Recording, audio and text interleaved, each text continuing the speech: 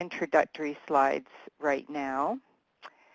Family Caregivers of BC has been in existence for around 27 years, but for the last 6 years we have been serving all of BC as a provincial organization, nonprofit, solely dedicated to the support and well-being of family caregivers. There are only 2 other provincial organizations. Some of you may be in provinces where that exists. One is Alberta and another one in Nova Scotia. And all of our board members 60% of our board members and all of our staff have caregiving experience.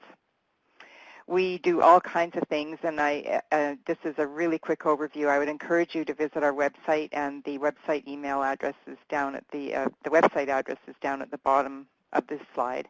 But just to give you an overview, we have a one-to-one caregiver advice line. So if you call our toll-free number from anywhere in BC, we will help you as best as we can. We do information, referral, navigation. As well, we do education such as this webinar and some in-person presentations and hold events throughout the year. And we are also engaging with the healthcare system, so we're encouraging family caregivers who are interested in a role like that to be in touch with us. Webinar norms for we're just thrilled to have Jodie with us today. She acts as a consultant to Family Caregivers of BC, but also runs her own organization in Cowichan, which is Duncan, the Family Caregiver Support Society, and does instructing at Vancouver Island University. Jodie is a social worker and also has been trained as an integrative body psychotherapist, and so has lots of support in the areas of crisis intervention, family support, mental health, and community development. So we are just thrilled to have Jodie with us to do this presentation. The learning objectives today will just be to identify for you how you can assess your needs as a caregiver, determine who you can ask for help, and identify some of the barriers that you might have around that ask. Review how to ask for help and support, and what you might need to balance your caregiving journey to ensure that you get the right self-care. So Jodie, I'll turn it over to you now. Okay, and I apologize, I have a little bit of a cold, but I have tea at the ready, so that's the beauty of a webinar, is you have no chance of catching my cold. So yeah, today I really just want to talk about that issue, which affects everybody, not just caregivers, which is that we have a culture, we have a society that really promotes independence, and sometimes we get uncomfortable with the idea of needing anything. Neediness, the idea of being needy or needing something, is sometimes seen as a negative, and most of us would do anything not to appear needy. So that's just kind of a thread that underlies our culture a little bit, even though the truth is the vast majority of us love to help others and want to help others. So it's kind of this little awkwardness that exists in the values of our culture, right? We value community and helping, and at the same time we have this little taboo around needing anything. So this is an issue for everybody, but it comes up around caregiving, especially if you feel like you could use some assistance with some things in your caregiving journey. So that's all we're going to talk about today. Can I move the slides, Janet? Yeah, I can. Yep, or okay. I can if you like. So this is a classic thing that I love this phrase. Have you ever heard this phrase before? Let me know if there's anything I can do. So, you bump into somebody and they say, how you doing? And you say, well, I've got this going on or that going on. And if you're honest at all, if you say, well, yeah, my husband's got dementia, so we're learning a new way to live and to handle that, and the person might say, oh, well, let me know if there's anything I can do. So why would somebody say that? Why would somebody say that to you? I think it's a really common phrase. Think about whether anyone's ever said that to you. I think people say it out of kindness because they really mean it. They really do mean, oh, oh, let me know if there's anything I can do to help you. I would like to help you.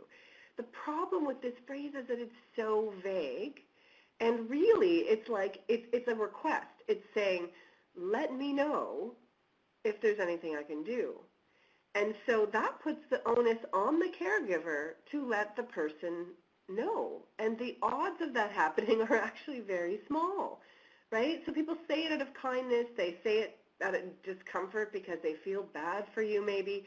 They don't really know how to help. I mean, it would be better if people could say something like, why don't I come over? Or why don't I, pick up your groceries for you? Or why don't I, come over and sit with your husband so you can go for a walk? Like if they were to actually offer something specific, then you could say, well, that wouldn't really help, but this would be helpful. But this vague phrase, let me know if there's anything I can do, it can kind of come from a place of not knowing what to say, So it's good to think about whether you've ever said this to anybody. I mean, I know I have said this to people, and maybe sometimes I was just kind of saying it out of politeness, but I'd like to think that most of the time I'm really saying, I would love to help you. I am available for you, Excuse me. So I think that, when you think about it in terms of have you ever said this, and what was your intention? What was your intention when you said this? Most of the time I think our intention is really good, and that if someone were to say, actually, there is something you could help me with, that we would be ready, willing, and able to do that. So the question is also, how likely are you to follow up on this offer if someone were to say this to you? I think for most of us, I mean, you can write it in the comments, in the chat box, what you think about this. But I think that, most of us are fairly unlikely. If I'm imagining this exchange in the grocery store or something, it's like, let me know if there's anything you do. Sure, thanks. And then we just go on our merry ways, and we don't really, investigate this any further. However, the reality is we might say we don't need any help, but this is what we know about caregivers in BC. And, of course, statistics are always, there are people who fall outside of the statistics, but what we understand about caregivers is that 29% of caregivers in BC are in distress, and this is the highest in Canada. Their distress goes up according to the number of hours of caregiving they do in a week. And 55% were anxious, people are tired, people are overwhelmed, they have trouble with sleeping. And yet, 92% said that they find the caregiving experience is rewarding and worth it. So it's not that we don't want to stop caring, it's just that we recognize caring is hard. It can be very challenging. One of the ways to ensure that you can continue caring is to make sure that you get the support you need. And sometimes that support comes from formal systems. It comes from, home and community care. It comes from the SORT team. It comes from formal systems. But sometimes it can come from the people in your life. And so this hour is about how can we go about, maximizing the help and the people in our lives. Okay. Oof, cold.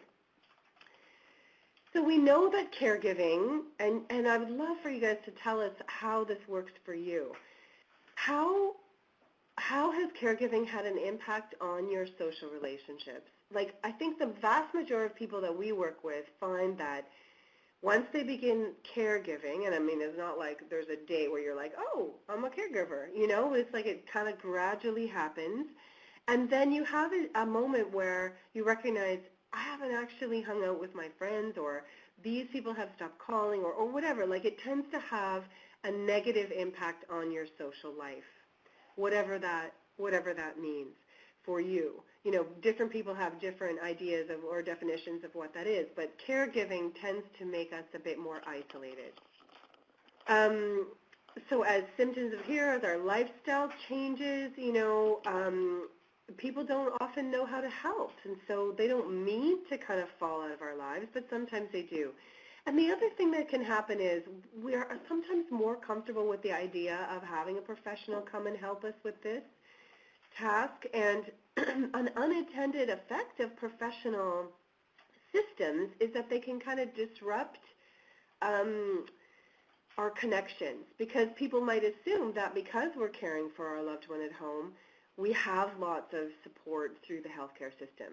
I know that lots of caregivers come to our organization here in the Cowichan Valley and think that they're going to get all this support, when really, we know the reality is like there's some support, but a lot of the time it's not what caregivers are expecting.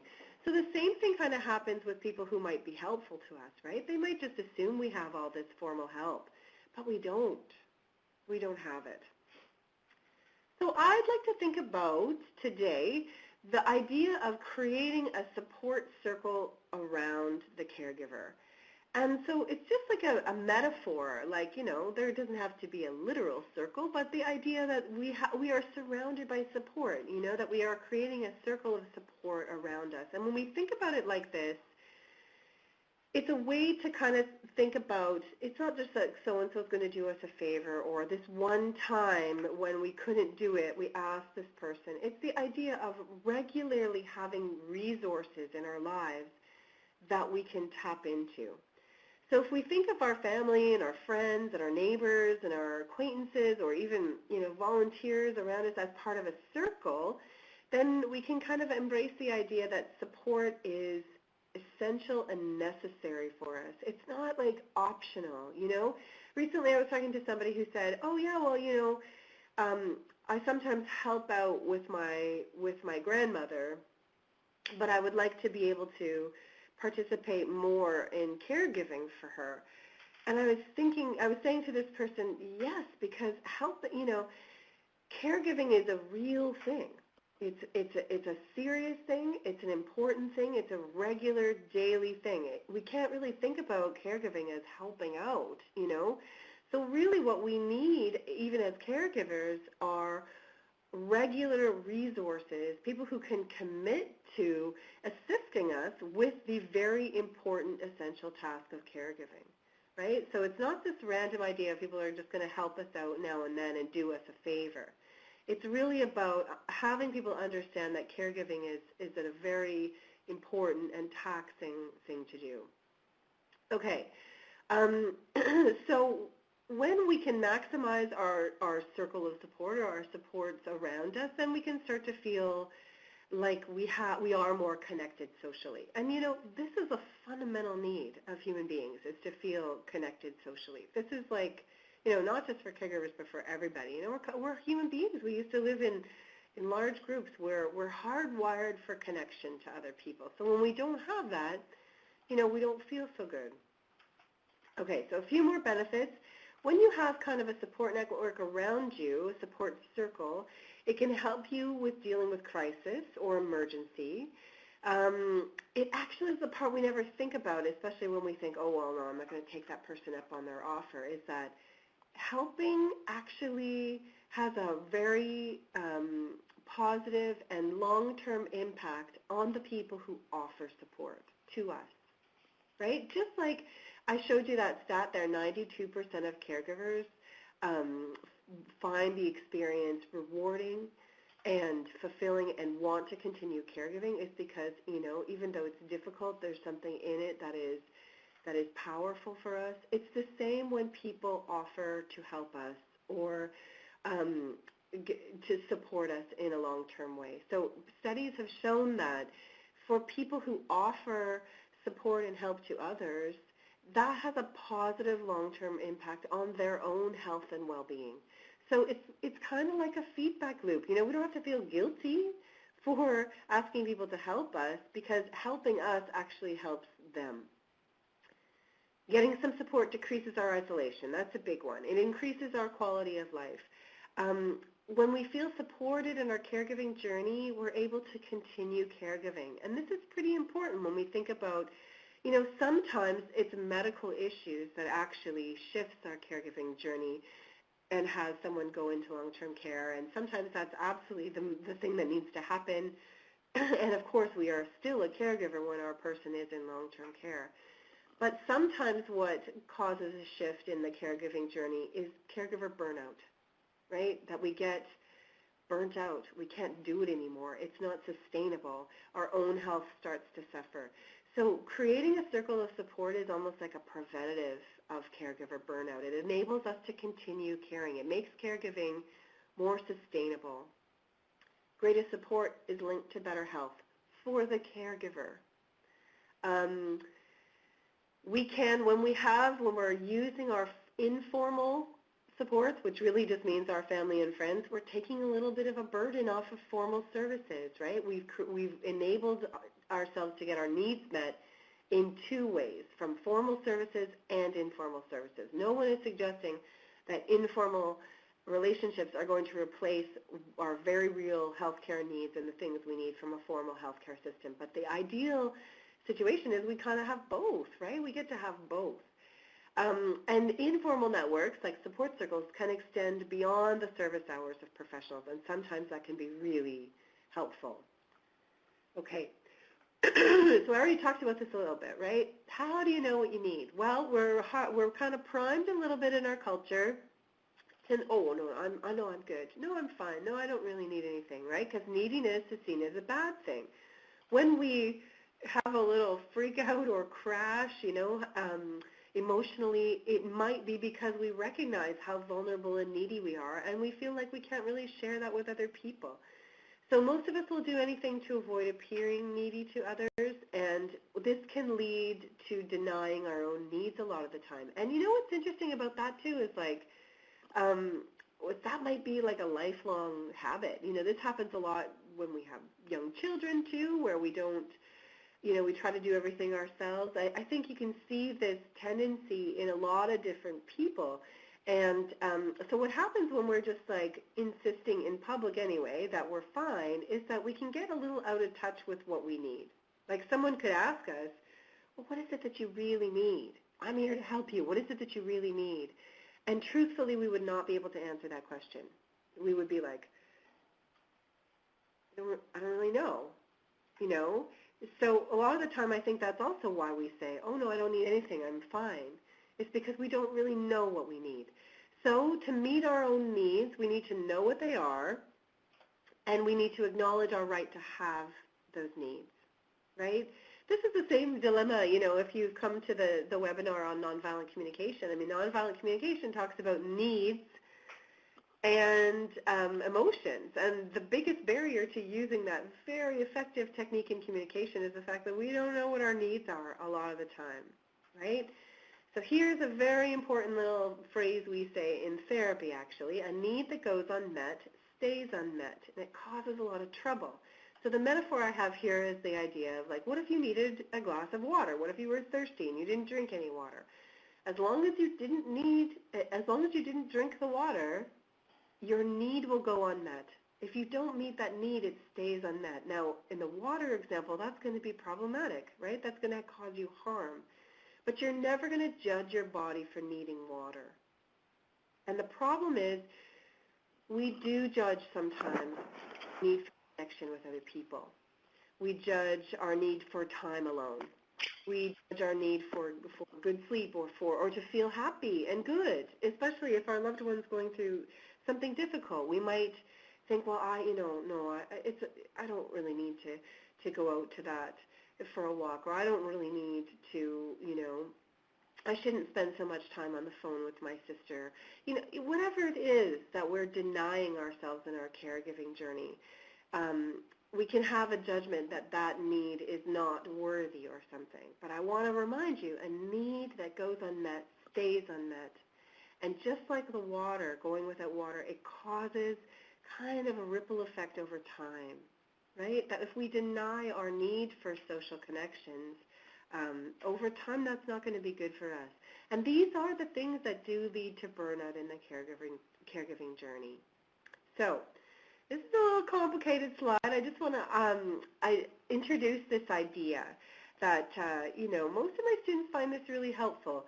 So we don't need to go into huge depth here, but it's the idea that, so fairly famously, the World Health Organization defined health as not merely the absence of disease, right? Health is wellness in the different dimensions of health. And in particular, we can define health, like true health, as a balance between these different dimensions. Now, one of the interesting things about caregiving is that actually up here in the spiritual dimension of health or the emotional dimension of health, caregiving actually can increase our activity in these dimensions and give us a feeling of satisfaction, right? Especially the meaning that we make about caregiving, that it actually can be. So if you read some of the things about the spiritual, so let's talk about there's 5 dimensions of health in this model, and other models have even more. Spiritual health, physical health, intellectual health, social health, and emotional health. So we're distinguishing between all of these things. And so in spiritual health, you know, you can think about it as faith or religion, but it doesn't have to be that. It's service to others. It's how we make meaning of our lives. It's participate in activities and communities of faith. So, you know, for some of us, caregiving can fall into this category. For some of us, it falls over here in the emotional dimension of health, where we feel good about oneself and one's life. We feel an ability to deal with stress. We are feeling a lot of emotion. Caregiving can be very bittersweet and bring a lot of emotion, and we have to be communicating. So it's interesting that caregiving sometimes gives us a little bit of a boost in those areas, but can also be isolating. So caregiving can be difficult in this area, the social area, right? So stable and satisfying relationships, ability to be respectful, warm, open, and trusting, having support systems, communities, families, and friends, activities, and socializing. So this is not a diagram that comes from caregiving. This is about general health. So it's right here on this definition of health that, you know, part of health is about having a social life. Part of health is being active and having a creative mind. This is over in the intellectual dimension of health. So being able to, you know, whatever, at different stages of your life, you may not be interested so much in the career aspect or education, but it's the ability to learn. It's the ability to continually grow in some area of your life, whether it's gardening or, you know, becoming a better bridge player or whatever it is. We need stimulation in that intellectual area of health. And sometimes the tasks of caregiving don't meet this need for us. And so what that means is we've got to get that need met outside of our caregiving situation, right? Same with the need for social connection as a function of health. We might need to get that need met outside of our caregiver relationship. And so it's just about realizing that even though we're doing something that is so important and beautiful in our lives, that there's going to be needs that it cannot meet, and that it's going to be up to us to figure out a strategy to get those needs met. Now, the one I haven't talked about here is physical, which is fitness, nutrition, sleep, the frailty scale, which is one way we think about, you know, our health growing older, medical care, and, you know, it's influenced by your lifestyle and your genetics. So how are you able to take care of your physical health? We know that in the broad sense, caregiving has a negative impact on the physical health of the caregiver. That is something that studies over the last 30 years have shown, that caregivers tend to have a decline in their physical health connected to their caregiving journey. Now, nobody really has decided why this is the case. It seems to me like one of the big factors might be, you know, stress, but also that there's an element inherent in caregiving that means we're caring for someone else, therefore we're not caring for ourselves. So physical health is another area where we have to meet this need and take care of our physical health in a way that is not necessarily connected to our caregiving, right? We have to be able to carve out time and space to get a good night's sleep and to go for those walks or to do whatever tasks you think are important in terms of your physical health, to cook a good meal, to buy those vegetables, you know. And so for some of us in the midst of the caregiving journey, that stuff just falls away, right? It just feels impossible to do that. But these are things, the good news is, these are things that other people can help us with. That's what we're talking about. So I bring this up. I brought this diagram to you guys so that we can take a look at how to use this as a tool in terms of our figuring out what we need, right? Our society has a tendency to weigh physical health above other needs, and especially in healthcare. So when we're caregiving and we're spending a lot of time going to appointments, focusing, on the physical health of our care receiver, of the person we're providing care for.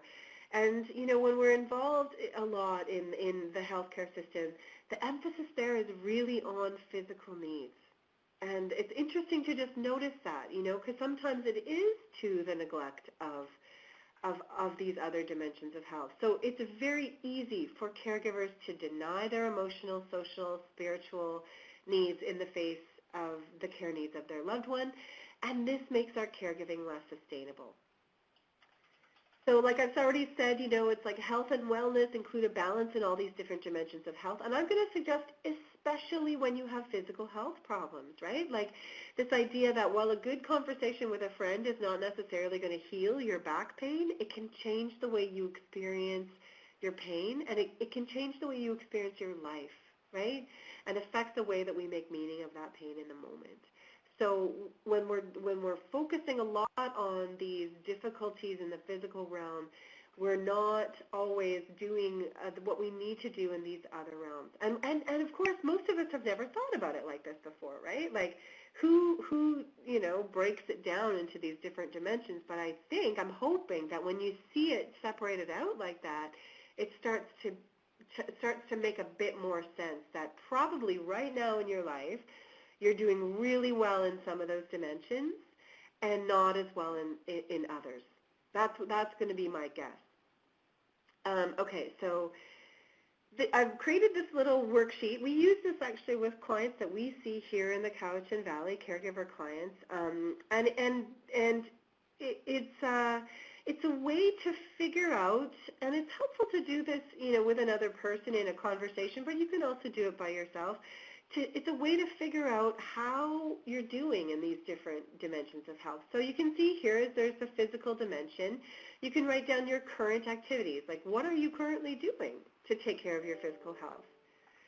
You can say that you'd like to that you're eating really well right now. That's one thing you can say is that I eat 3 meals a day and I'm doing really well with that. Then it's like your goals and wishes, right?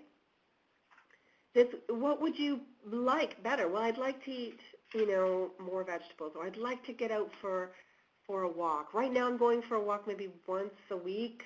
I'd like to get out for a walk like 2-3 times a week. And so and then the needs column is, what would you need to make that happen? So the reason why it's goals and wishes is because it's a bit of a wish list, right? It's a bit of a wish list. It's the stuff that does seem impossible. But the way to get to what you need is, what would it take for me to have what I want? And again, we're not suggesting you're going to get everything that you want on this list, but it's a step in the right direction to know what you would like, what would help you. And then when people say, hey, let me know if there's anything I can do to help, you can say, actually, here's how you can help me. Right? That we have an idea of that at the ready. So the same happens for the rest of them, intellectual, social, emotional, spiritual. And I have an example here of a caregiver that I call Sheila. She's caring for her spouse, Tom, who has dementia.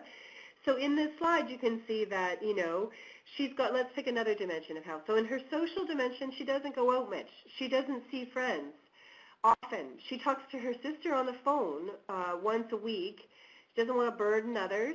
She misses her book club that she used to be in, and she has tension with her stepdaughter. So in terms of her goals and wishes, she'd like to get back to her book club once a month. She wants to talk to her other sister and her brother more regularly, and she wants to have a regular weekly outing with friends. So that's a big list. Like that, just that in itself would make a huge difference in Sheila's caregiving journey, in her life, basically. That's going to make a really big difference in how she's experiencing her life, how she experiences the quality of her life. So what would she need then in order to have those things? Well, she needs someone to be with Tom while she's going to book club, right? So that then becomes something that we can ask for. We can ask that from somebody in our friends, relatives, and acquaintances circle. She needs phone calls and assurance that they're not too busy, right? So she can ask for regular phone calls with her brother and sister who are far away. She can say, can you call me every Sunday? And then she can say to her sister, can you call me every Wednesday? So she's having that connection, on a regular basis. And she doesn't have to feel that she's burdening them, right? And then she needs to connect with friends. And again, when she does that, she's going to probably need someone to be with Tom so she can do that, right? So you can see some of the other examples as well. And, this is the beauty of this kind of tool is that it's different for everybody. Some of us have more social needs than others. For some of us, the needs are going to be maybe in the spiritual realm. Sometimes we have needs of just like solitude or being able to go to church or go to or even meditate or however that spiritual expression comes for you. Time to write in a journal, right? Like these are the things that when we're focused on the getting through the day as a caregiver, these are the things that fall away. And I'm suggesting that with some support, we can bring one or two of these things back in, and it makes a really big difference to how we're feeling in our life. Okay. Feel free to participate. I know I'm talking a lot, and I'm also aware that it's already 12:30, so we're about halfway through. Feel free to interrupt me. I'm totally open to questions, thoughts. What do you think of this? Do you think this is like pretty, I know that having a diagram, it's a little geeky. It's kind of, my favorite thing is like, oh, can we illustrate this in some way? We need a theory, we need a chart. So that doesn't work for some people. Sometimes people find that a bit complicated, but I have used these tools, for a long time with caregivers, and most caregivers do find these, interesting and a helpful way to, get out of the vagueness of it and be like, oh yeah, to start being more concrete. Yeah, so I see that Kathy has said, I'm worthy of my own care as my mantra. And that's part of it, right? It's a huge attitude shift for some of us. If we have no trouble thinking that the person we're caring for is worthy of our care, we need to think of that for ourselves too, that we are also worthy of our own care. And in terms of us being a unit with this person, their quality of care depends on how we feel and how we're doing, So we're in a symbiotic relationship. We really have to be able to give to ourselves as well.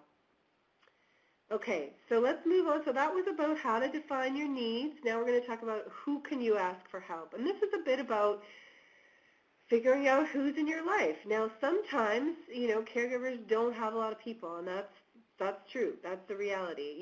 For those of us who have never really had a big social network, we're not going to tend to have a big social network when we're caregiving. But most of us do have some people.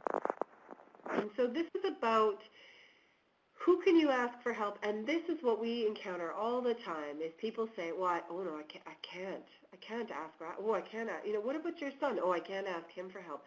He's got his own life. He's got his job. He's got his girlfriend. No, he's too busy, right?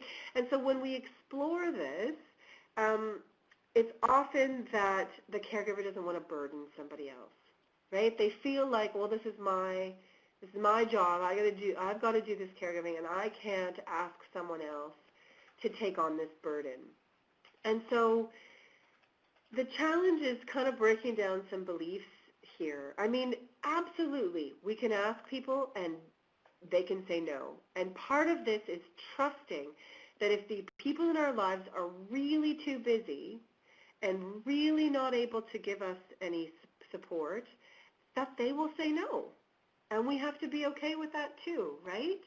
So it's like we're kind of feeling guilty in advance, or, from a boundary perspective, we're actually like kind of stepping into somebody else's boundary and assuming we know what their answer will be without even asking them. And so we need to be able to trust the people in our lives to tell us the truth. If they're too busy, they can always say no, and then we're no better, we're just in the same situation we were in before. Relationships are complicated. Family relationships are complicated. Sometimes it feels easier and cleaner for us to rely on formal services or people less connected to us. But when we do that, we're kind of depriving ourselves of the fullness of support we could be experiencing. So, we've talked a little bit about nonviolent communication and how that can help sometimes in simplifying some of our complicated communication in our relationships. But for now, and for the purposes of this, fairly short webinar, I just want to introduce to you this tool that we use, which is called the relationship map. We're gonna come back to the idea of how to ask in a second before we end. So this is just a little tool of concentric circles that we use, and we do this with caregivers. We sit down with a caregiver and we make a map of the people who are in their lives. So here's the caregiver in the middle, and we put the names, we write names of people in here, your close friends and your extended family. Who are the people in your life? And it doesn't matter if they live here, people could, a great conversation on the phone can be a huge, element in the social dimension of health. So it doesn't have to be people who immediately live nearby. These are the people that you would put as your close friends and extended family. And then out here are, other friends. And sometimes these are friends that maybe we met through common interests, like we hiking club or a knitting group or through our church or, through a sport that we play or whatever. These are the people that, are kind of, we wouldn't call them close friends, but they're friends and they're people that we know and they care about us. And then in the outer circle, we have acquaintances, volunteers, community members, and neighbors. And a lot of the time, here's also where we would put members of a faith community. And so once we start to fill in this map with names of people, then it's another way of getting concrete about, well, we already did the thing where we know what our needs are, and then here are the people who might be able to help us with that. And again, all we're trying to get to at the end of this hour is just one person you could ask for one thing, right? That's all. And even that will make a difference. So it's just kind of an interesting tool, and this is also in your handouts that we've included, that you could just print this off. And it's an interesting little exercise to do, who are the people on your map. And here's another interesting thing that we've learned after using this tool, is that sometimes when we ask people for help, would you be able to come by once a month and sit with Tom for 2 hours so I can go to book club?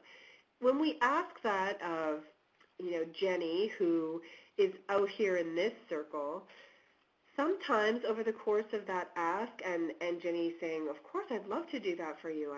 I would love to help you guys out. And that person actually then becomes a closer friend.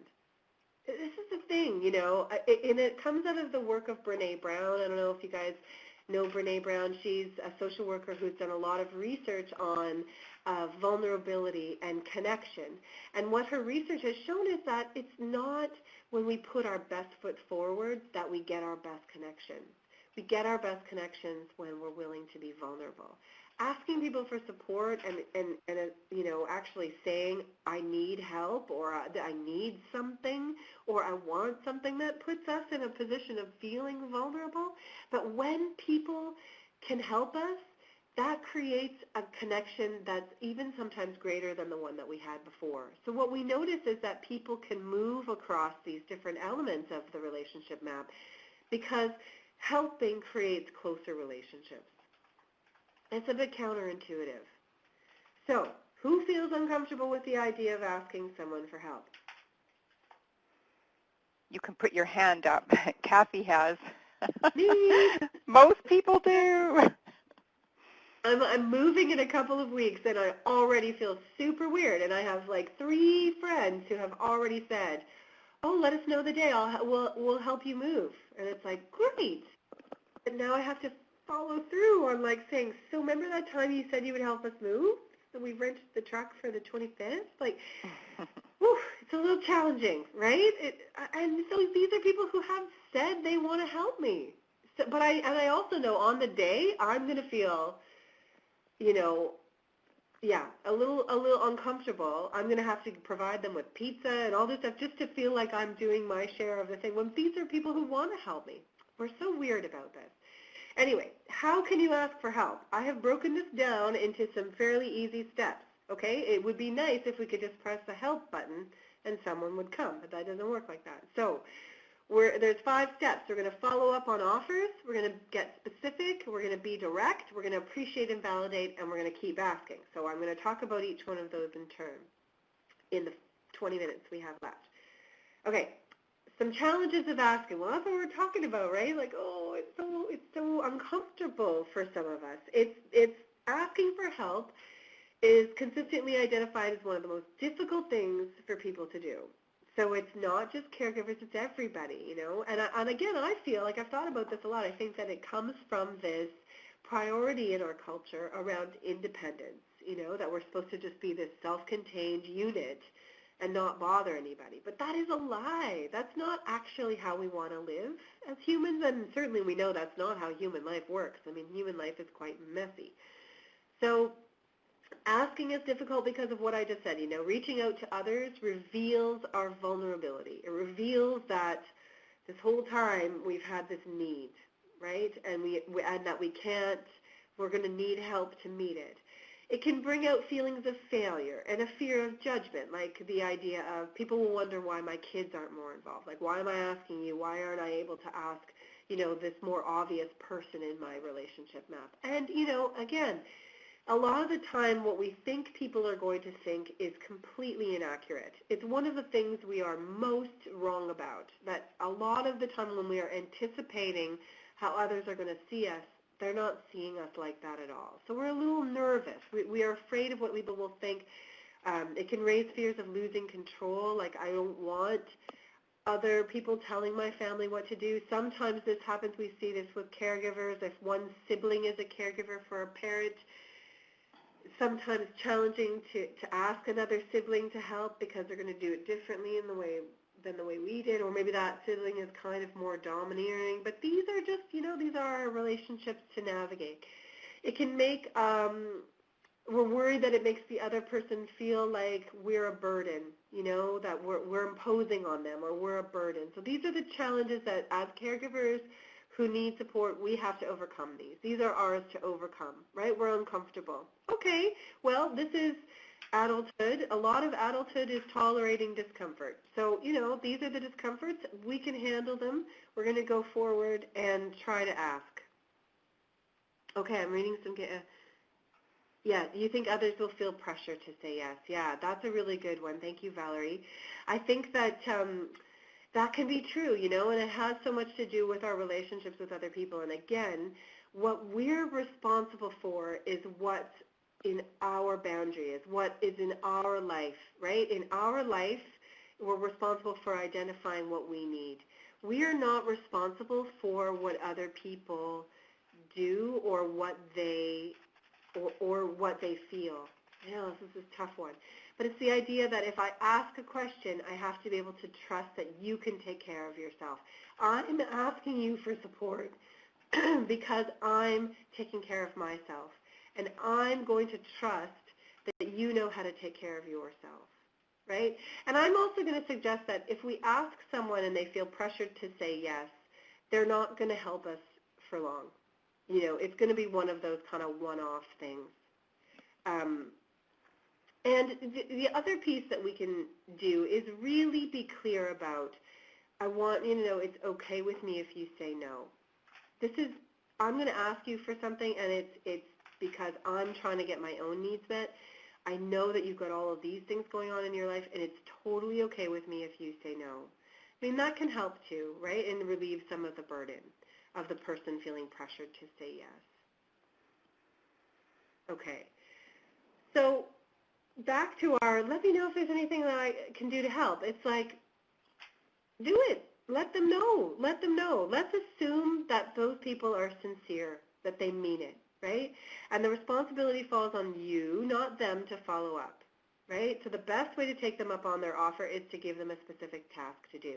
And the best thing is to be able to when somebody says that to you, to say, actually, like in that very conversation. Now, you can only do that if you know what your needs are. But, you know, let's assume that when people offer to help, that they're sincere. I am totally taking up all of my friends on helping me move because, you know, I've got a piano. I'm not going to move that myself. So let's follow up. That's the first one. The second one is get specific. Okay, so the more specific the request, the better. So can you stay with Tom while I get groceries every other week? Even more specific is, you know, during the afternoon on a Tuesday. That's more likely to be successful than can you help out with Tom sometimes? And you can see that, right? That if someone says, let me know if there's anything I can do, can you help out with Tom sometimes? Sure, of course I can. And then we're going to walk away with nothing has changed. But if you were to say, can you stay with Tom every other week so I can go out and get groceries, then you can make a time right then and there. This is about getting specific. Even though someone is likely to say yes to both of those things, both of those questions, when we say sometimes or help out, we're using language that's too vague. So get specific about what you actually need. Pick just one need off your list and contact a person who might be a good fit for that particular need. Like some people are more likely to be able to stay with your loved one. Some people are more likely to be able to pick up the groceries for you, right? Like, I mean, you can tell the different skill sets and the strengths of the people that you know. Be direct. Instead of saying, it would be nice to get out for a walk sometimes, but I can't, right? That's kind of poor communication. We ask directly, can you sit with Tom on Wednesday at 2 so I can go for a walk? I'm really needing a break. And a no doesn't mean never. And a no is just a no. So I really want to honor what Valerie is saying too. Like, you know, people might say, feel that pressure to say yes. I think that even if they do and they do say yes, which I also, you know, as a therapist, I'm going to suggest, and then that's their responsibility. They're a person who says yes when they want to say no. They're probably not going to help you out more than once, right? So I think as caregivers, we don't really need to take that on, you know, that it's okay for us to ask. And it's okay for people to say yes when they mean no, and it's actually up to them to figure that out. I know that sounds a bit revolutionary what I'm saying there. But we can only be responsible for what we're responsible for.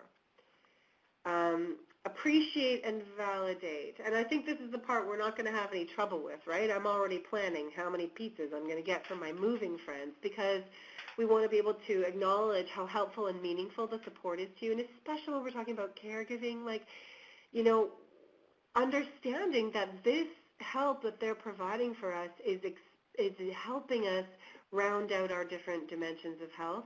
We can say to people, you know, this is really valuable and meaningful to me.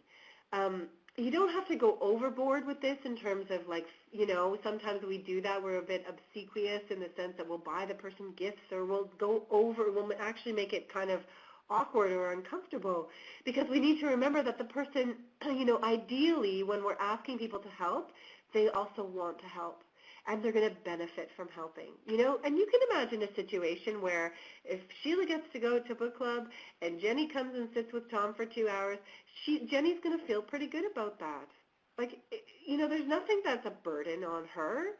She's going to feel like, wow, I did that. That feels good. I love that I was able to help those people out that I care about. So thank you, a hug, you know, to say this is how this is helping me in my life. That's a great way to validate other people. And then keep asking, you know, the idea of a circle of support, this means that it's not like a one-time thing. It's okay for you to keep asking, or better yet, ask for a regular commitment. So when we do support circles, and we do this at our organization where we will get the person to do the relationship map and we'll get the person to do the needs worksheet, and then we'll put those two things together, and with the caregiver's permission, we call up the people on the map and get them to come to a meeting where we have the worksheet and we say, okay, who can commit to what? And in that way, we create a support circle, like a more formal one around that caregiver. So that's something that we do in our organization, and we find that it works really well. You know, those people will come to coffee to support Tom and Sheila, and we'll have a list there of the different things that they need. And sometimes that is as simple as, can you make a pot of soup every, Monday that they can eat for a few days? Can you rake their leaves? Can you sit with Tom while Sheila gets out for a walk, And so various people will literally sign up and commit to do that thing every week. Okay, so Valerie's saying, oh yeah, that's lovely. Valerie's saying that an acquaintance she asked for help ultimately became the godmother to one of her children. See, so this is exactly, well, thank you for that example. This is exactly what I'm talking about, that we have to take a risk sometimes, and that sometimes the reward is strengthened and closer relationships, which is beautiful and benefits everybody. So it's okay to keep asking, and we have to understand that self-care, that's such an annoying word for some of us, but it requires maintenance, and it's not just putting out the fires when stress gets too high, right? Some of this work, putting a support circle in place, it's not selfish, and it's not just for you. It also benefits the person that you're providing care for, because you're actually investing in the sustainability of this caregiving situation. You're preventing burnout from happening, and that's going to be really important going forward, for you to be able to continue doing this. So I think this is my last slide. Try it. Pick one idea. Pick one idea to try. Even if you just want to sit down with the dimensions of health and take a look at that and think about, how are you doing right now? There is actually another tool that I could have included. Maybe I'll see, Janet, if we can upload it. Sure. It's a self-care assessment that I use sometimes with my students. You can find it online. Actually, if you Google self-care assessment, it also comes up. But it's a really lovely sort of quiz that just helps you see how well you're doing at self-care in different dimensions. And sometimes it actually gives you good suggestions for things you've never even thought of doing before. But it's sort of similar to the idea of taking a look at your different dimensions of health and making sure that you're giving to yourself in each one of those dimensions. Box. Otherwise, I just want to thank you, Jodie. I found that very helpful, and I think the tools are really a great way to start thinking about what your needs are as a caregiver, and then what kinds of things can be chunked out for people who sincerely want to help you in really manageable bite-sized pieces. Mm-hmm. It's a great way to approach it.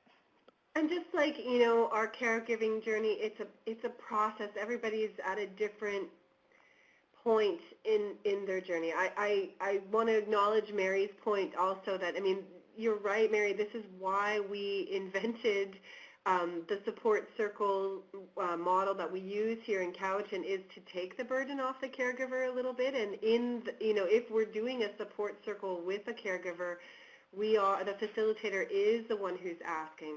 So it is definitely, a way that helps caregivers. But, there's also an empowerment piece while we're waiting sometimes for formal services, to just take a look at the relationships in your life and realize that there are more resources likely than you are currently using. And it's okay for you to need help. Yeah. So thanks so much, everyone, for coming. I really appreciate your time and your attention, and really just, good luck going